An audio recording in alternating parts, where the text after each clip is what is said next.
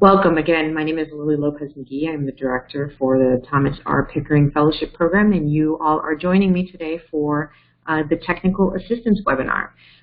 So I will go ahead and get started. I did want to just provide a very brief overview of the program for those of you who may be joining us for the first time. I won't spend a lot of time on this. We do have another webinar that's posted that provides a full overview of the program, the benefits, and all of the obligations that you're welcome to review on our website. But again, just as a reminder, this is the Thomas R. Pickering Fellowship Program is a U.S. Department of State funded program that is administered by Howard University in Washington, D.C. We are a program that has been around since 1994, and we have been sending exceptional candidates to the Department of State's Foreign Service since then. The program is a program geared towards promoting excellence and diversity in the Foreign Service and provides a number of different benefits to the participants. We provide up to $37,500 towards tuition and personal living stipends to 30 fellows each year. That funding is for a 2-year master's program in an area of relevance to the Foreign Service. So the types of degrees that we would fund include programs such as public administration, public policy, international affairs, regional studies, economics, business administration, and a whole host of others. If you do have questions about the types of programs that we offer, I would encourage you to reach out to us. We are certainly happy to provide you with material about all of the offers that our 40 partner institutions offer, as well as we are willing to also provide a review of curriculum if you have a specific program in mind that is not included on our university partner list. In addition to the 2-year master's program that we provide funding for, our fellows also participate in 2 funded 10-week internship programs, the first of which is a 10-week internship at the Department of State in between the first and second year of graduate school. The second is a 10-week internship in an overseas post that takes place after the fellows have graduated. In addition to the internships and the 2-year master's program, we also provide mentoring throughout the program and an intensive 1-week orientation to the Pickering Fellowship and the Foreign Service that takes place the June after having been admitted to the program. And then if you get the fellowship program, you do you can receive employment with the State Department's Foreign Service pending successful completion of the program and all of the mandatory requirements. Again, there is an overview webinar that provides all of the mandatory requirements that our fellows are required to meet in order to receive the employment offer at the end of the fellowship program. I would encourage you to review that. If you do have questions about the program generally, after we go through the technical assistance piece of the webinar, I'm happy to respond to those as well. So let's go ahead and get started on the application. So the application, many of you, I imagine, have already started your application, which is why you're joining us here, so you can get kind of a rundown of what it looks like. The application is available at apply.pickeringfellowship.org. Once you get to that page and you log in or create an account, you will be taken to this page, which is the general landing page where you will start your application. At any point when you are looking to access your information, you will once you log into the system, you'll be taken here. To start your application, you'll want to go to this little button that says the Thomas R. Pickering Foreign Affairs Program. It'll give you a drop-down menu, and you'll select the only application that's available, and then you will hit complete, and it will start your application. And then once your application is started, at this point, the screen below will show you which applications you have opened. If you did apply last year, your last year's application would appear here as well. So you should have access in the current year to materials from the previous year. Once you go into the application itself, the application operates in 2 different ways. You have a top heading area with tabs that give you each section of the application that you'll need to complete. As you complete each application, a little green check mark will appear. If you do not see a check mark for an individual section, that means that you have not completed that section, and you'll have to go back and check to see which components are missing. You can navigate through the application either by hitting the tabs up at the top, or if you're more sequential and you like to complete the application in a sequence, you can also hit the little next button right below the Save as Draft and Submit as Final buttons. This is where you can also navigate. You can go back. Once you go to the next tab, it will give you the option to go back to the previous tab. So you can either navigate that way or, again, by clicking the tabs up at the top. In order for us on the administration side to see your application, you will need to complete this first page, the eligibility portal. I would encourage you to read all of the text that's at the top in very close detail. This does outline all of those obligations that our fellows are required to meet at the point that they come into the program. So I would certainly encourage you to spend some time reading that to know exactly what it is that you're getting into.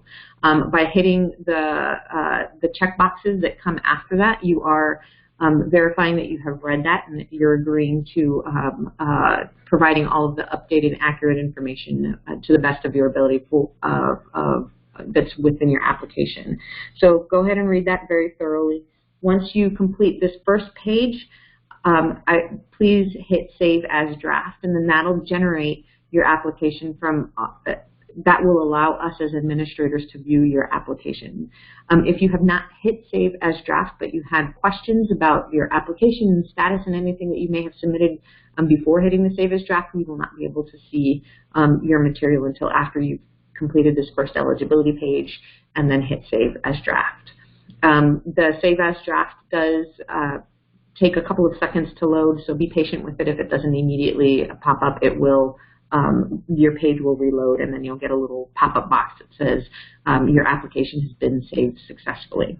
Again, the application, as you complete each tab, the tabs at the top will provide a little green checkbox once you've completed those sections.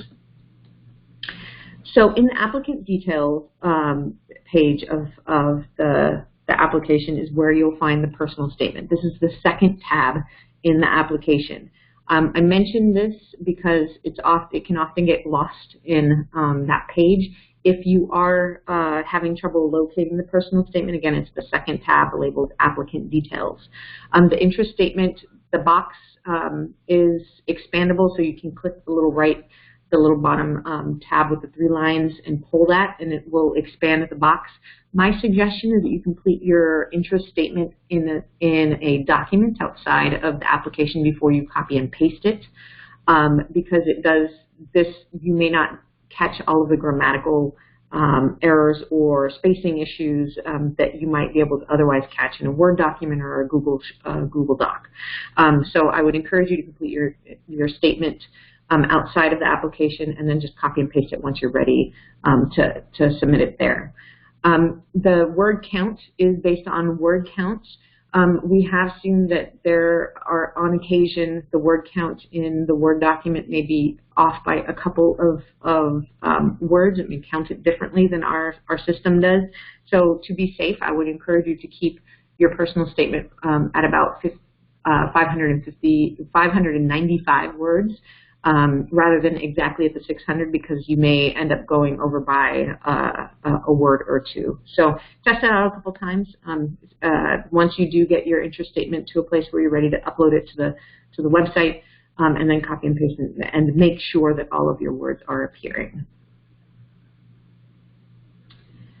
So the third section of the application is the education section. The thing that I want to highlight here is that they're at the bottom of the initial page, when you come to it, there's an option to include up to 4 institutions that you've attended. If for some reason you have attended more than 4 institutions, you are welcome to, my recommendation would be to include the 4 institutions that have been where you've attended, where you've received the most credit. And then for any additional institutions, make sure that you include those transcripts in the transcript upload, which I will talk about in just a minute. The education, you should include any institution you've attended that you have university credit for. And all of the institutions that you place here, you should also be reflected in your transcripts that you upload. So we will be looking through the institutions that you post here and the material that you upload to cross-check it to make sure that it is indeed reflective of the places that you've attended. The other thing to note here is that the majors and minors are drop-down menus. They may not be exactly the same as the way that your institution has classified your major.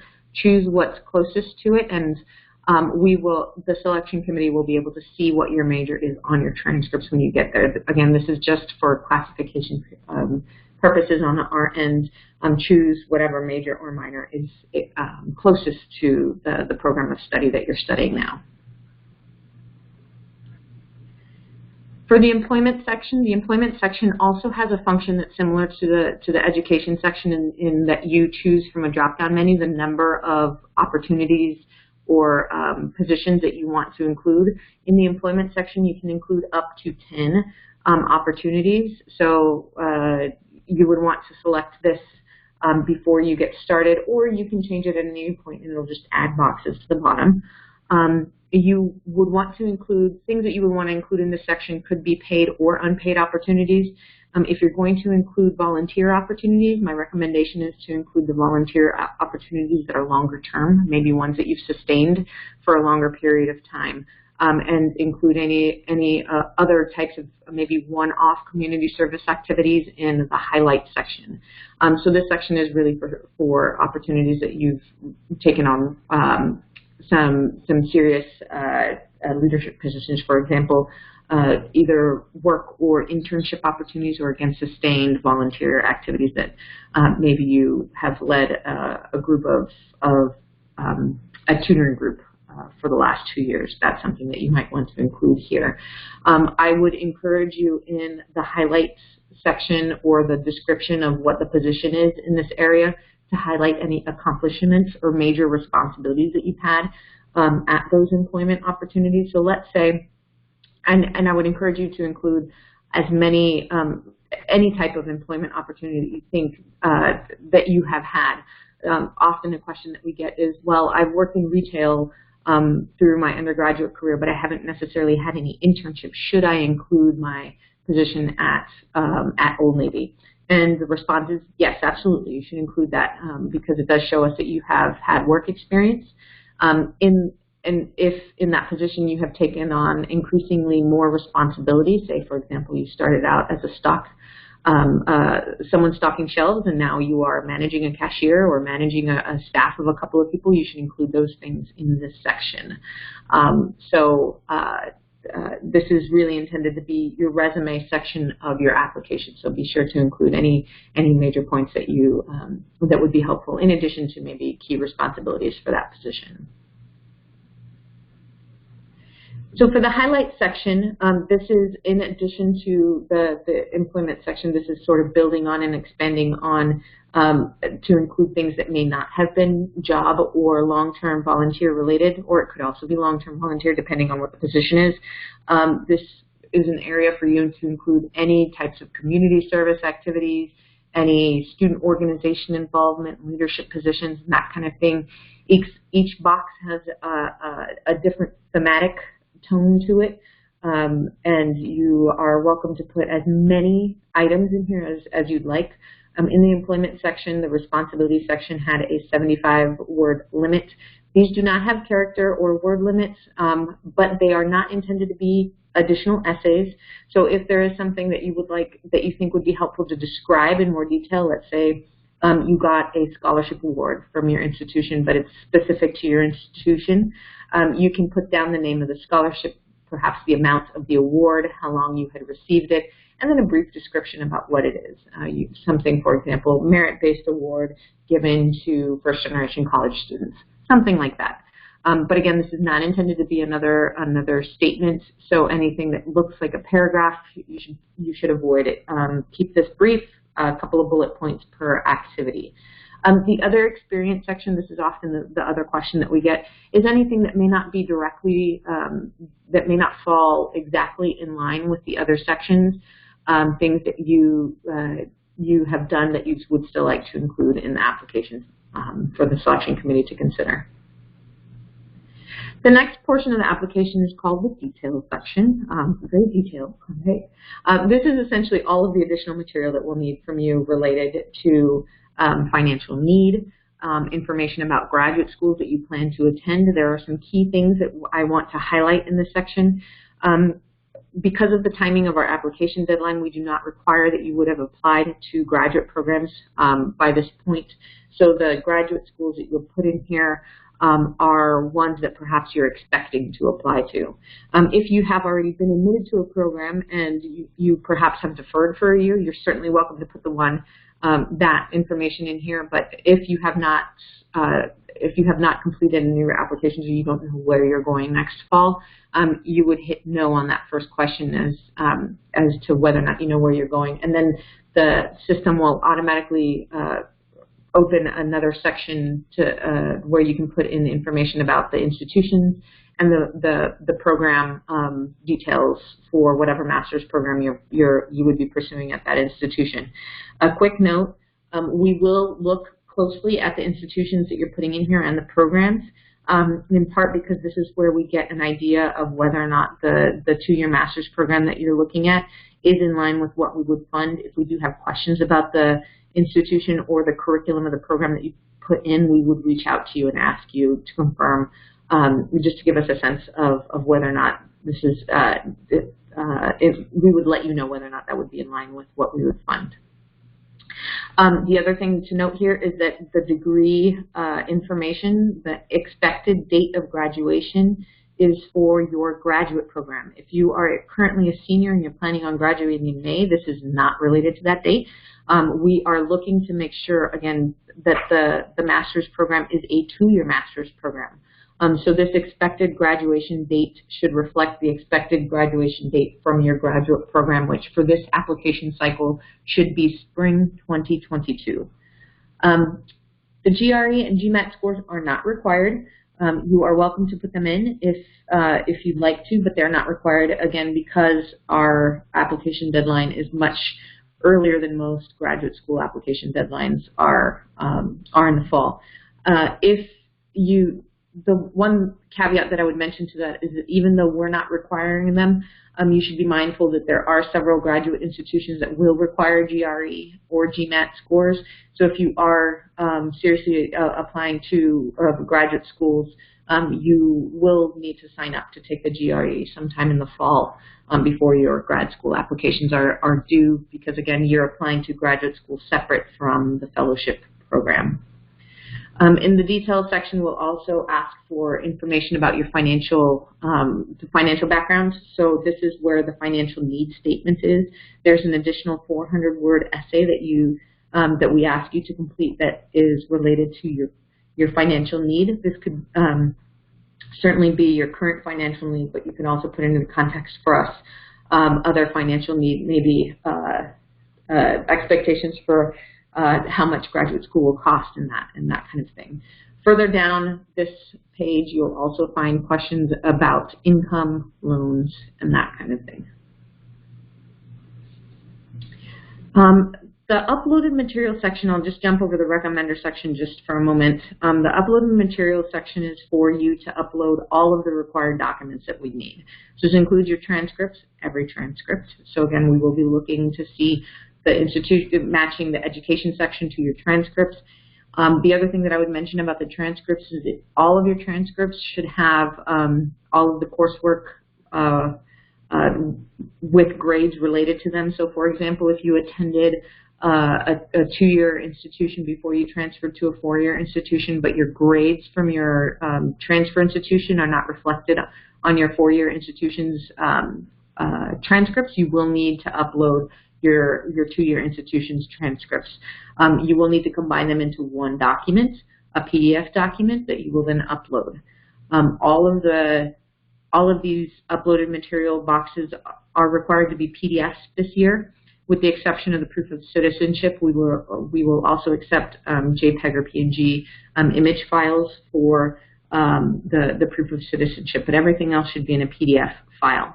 If you have questions about how to combine PDFs, there are websites, or you can simply print off the materials and then scan them. Also, many phones now have apps that you can download to scan documents and merge PDF files into one.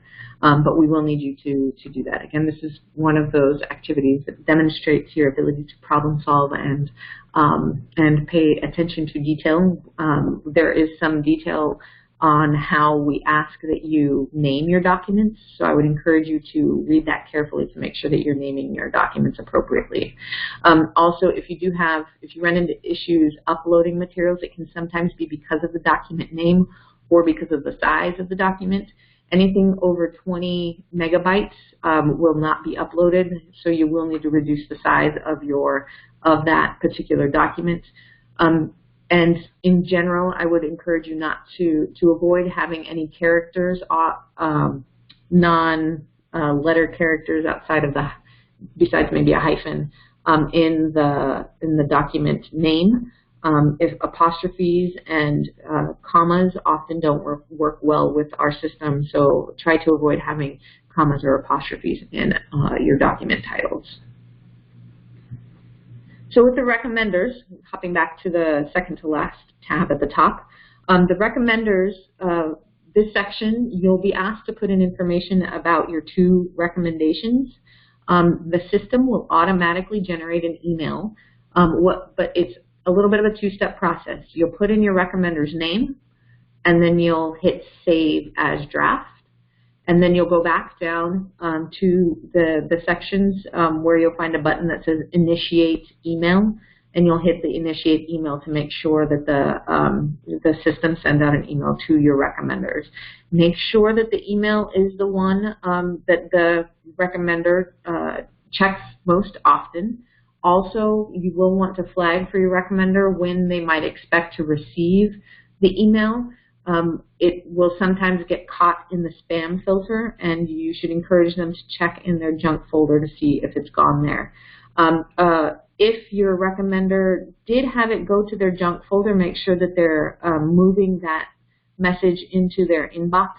Some junk filters will not show the hyperlinks within the message, and that message will need to be moved into the inbox in order for them to see the hyperlinks, which will lead them to the online form where they'll have to complete on your behalf. So again, you will get a message from the system indicating that the email was sent to your recommender. You'll also get a confirmation when your recommender has submitted their form. You can come back and check this at any time. Each recommender has a different status, and you'll be able to see whether or not they've submitted it. It will turn green when they have submitted it. It will say pending if they have not submitted it yet. So you can come back and monitor this. We will not reinitiate emails to recommenders, so you'll need to monitor this on your own to make sure that they are getting it in time. You can change a recommender at any point in the process. You'll just have to go through that 2-step process again. You'll change out the information for who you want your new recommender to be. You'll hit Save as Draft, and then you'll hit that Initiate Email button again to make sure that the new recommender gets the notice. The only other thing that I will mention is that if your recommender is the type that likes to plan ahead, there is a Word version of the recommendation on our website under the application requirements that you can download and send to them, so they can fill out the information in advance and then just come in and upload their letter once they're ready to. The only other thing that I'll note about the application itself is that you will need to hit Submit as Final in order for us to review your application. Once you hit Submit as Final, you can come back and still edit portions of your application, but hitting the Submit as Final will indicate to us on our end that your application is ready to review. So a week prior to the application deadline, which this year is September 17th, we will start looking through application materials of people who have submitted their applications as final. So if you are a week away from the September 17th deadline and you know that you're done, go ahead and click the Submit as Final, which is the button up at the top next to the Save as Draft, and we will use that as an indicator that your application is ready to review. A couple of just quick tips and suggestions, and I've mentioned many of these, but I just want to reiterate. Make sure that your documents are in PDF, even for the only one that is not that provides you the space to upload anything different is the proof of citizenship, which you can upload an image file instead of a PDF. But everything else will need to be a PDF. You will need to combine them. And then for the naming your documents, you really should just keep it something simple, maybe your last name and your first name, and then what the document is. Lopez-transcripts, that would be perhaps one way that you could name your documents.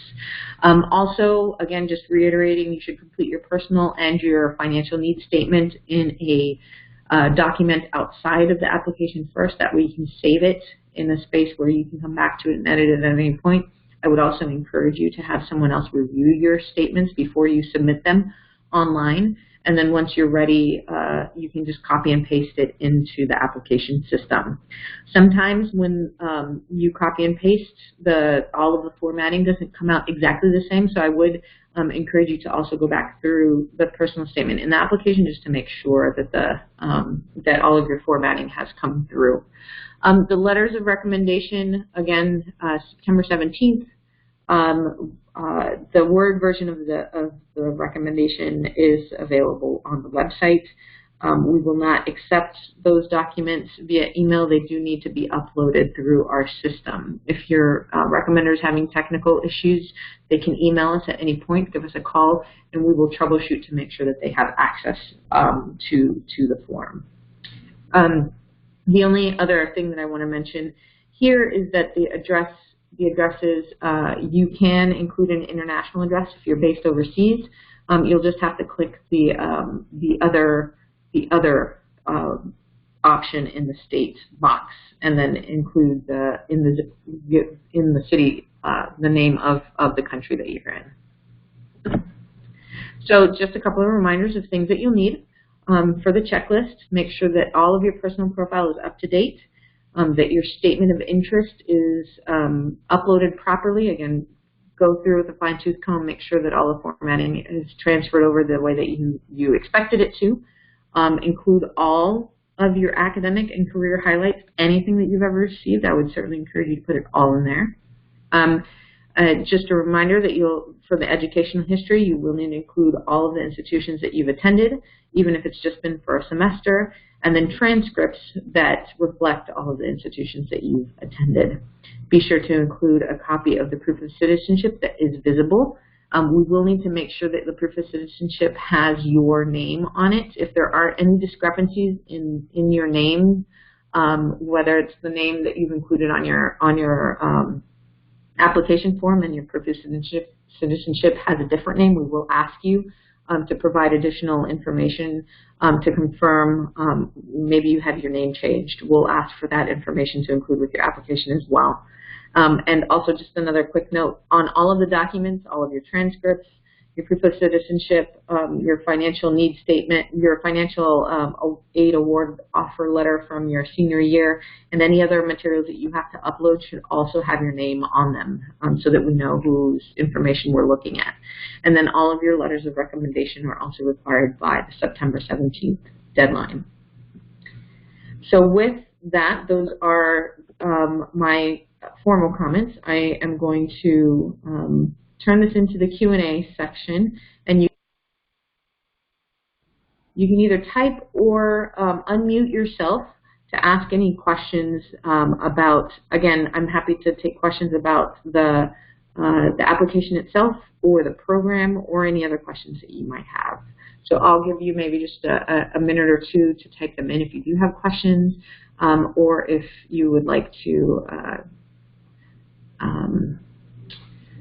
just chat those in. And Leanne, it looks like you have a question, so I've unmuted you if you'd like to ask out loud. Okay, well, I have multiple transcripts from different colleges that I've studied abroad at, and I'm having issues getting an official transcript. However, I do have a copy of a transcript, but it's not necessarily an official one. Will that still be fine? Okay. Because it has my grades and it has my name and everything. Yes, that is fine. Okay. Student versions of or copies are certainly fine at this point. Mm-hmm. Okay. And then if I've noticed in the application that it said that you had to bring official transcripts to the interview if you get to it. What happens if I have issues getting that transcript? Because in the past I have had an issue where it takes 2 months to get a transcript from them. So it's just been a little bit of a struggle. Yeah. So we will ask for your official transcripts from the institution where you received your degree. And then if that information is not reflected on your undergraduate transcripts, then we can work something out to hold it as pending if it does take a long time to get any credits that are not reflected on your degree. I did not mention that. If your coursework, let's say you did study abroad for a couple of semesters, and you have but the grades are reflected on your transcript, your home institution's transcript. You don't need to submit the transcripts for the other one. We're really just looking for, awesome. Yeah. So if you've done study abroad, but those grades were not reflected on your transcript, then you would have to include the other transcripts. Otherwise, you're fine. Okay. All right. Thank you very much. Mm-hmm. Other questions that folks have? All right, Sam. I am unmuting you. Sam, would you like to say your question out loud? Oh, it looks like you may not. Oh, yes, okay, go ahead. Yeah, my name is Sam Kierden, and I mostly was wondering about the student aid report, and so I filled mine out and it's submitted, but since I am married, I didn't think to put my parents on there. So is it all right if I just have my parents fill in the information directly into the application, or would you prefer an amended student aid report? No, okay, so that's a great question for clarification. So the student aid report is one that's generated from the FAFSA website. And if you have, if you submitted your tax documents from I think this year's is 2017, if you were independent, if you filed independently with the IRS, you're not required to submit parental information on your for your student aid report. We still ask for the information in your application, but the student aid report would not reflect that because you were filing with the IRS independent of them. So that we still ask the information in our application, but it will not. In your case, I'm hearing that it will not be reflected on your student aid report. Okay, yeah, that's good. I understand that. Thank you. No problem. Okay. Elizabeth has a question. When our recommenders receive the email from Pickering, what email address will it come from? I would like to alert them so that they know that it's safe to open. And secondly, can the recommendations be in Spanish? So the recommenders, the email will come from the Pickering Fellowship at howard.edu email. So if they are able to add it to their safe list in advance, that will certainly help prevent it from coming to their spam. But if you send it out, you can also just flag it for them that it may be tracked into the spam or junk mail. So it will come from the Pickering Fellowship at howard.edu email. Recommendations must be in English. Our selection committee members are, while they are former Foreign Service officers, that does not guarantee that all of them understand another language. So your recommendations should come in English, and we will, if we've had this happen in the past where folks have requested, let's say, recommendations from instructors who taught them during their study abroad program. If they let them know, if I would recommend them suggesting it in their letter that English is not their first language, and then the selection committee would know that the recommendation may not be perfectly transcribed into English.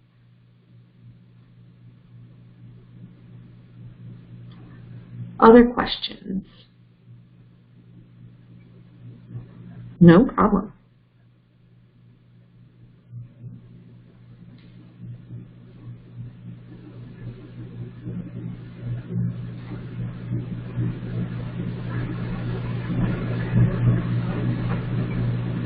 And if you don't have any other questions now, that's perfectly fine. We're happy to respond to any questions at any point. Our email is pickeringfellowship@howard.edu. Our phone number is located on our website. I'm sorry, I don't have that memorized at this point. But if you do have any questions, feel free to reach out to us at any point. I'm also happy to schedule time to talk with folks if you do have general questions about the fellowship or the application or any number of things. We're happy to take those requests at any point.